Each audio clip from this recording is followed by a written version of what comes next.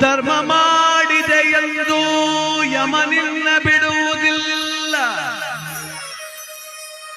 ಕೂಡಿಟ್ಟು ಹಣವ ಕಟ್ಟಿದ ಮನೆಯೊಳಗೆ ನಿನಗೆ ಜಾಗವಿಲ್ಲ. ನನ್ನವಳೆಂದು ಕೈ ಹಿಡಿದು ಕರೆ ತಂದ ಮಡದಿ ನಿನ್ನ ಜೊತೆಗೆ ಬರುವುದಿಲ್ಲ. ಮುದ್ದಾಡಿ ಸಾಕಿದ ಮಕ್ಕಳು ನಿನ್ನ ಜೊತೆ ಬರುವರಲ್ಲ. ಪಟ್ಟೆ ಪೀತಾಂಬರ ವಸ್ತ್ರಗಳು ಪೆಟ್ಟಿಗೆಯಲ್ಲಿ ಕೂಡಿಟ್ಟವಲ್ಲ. ಜೀವ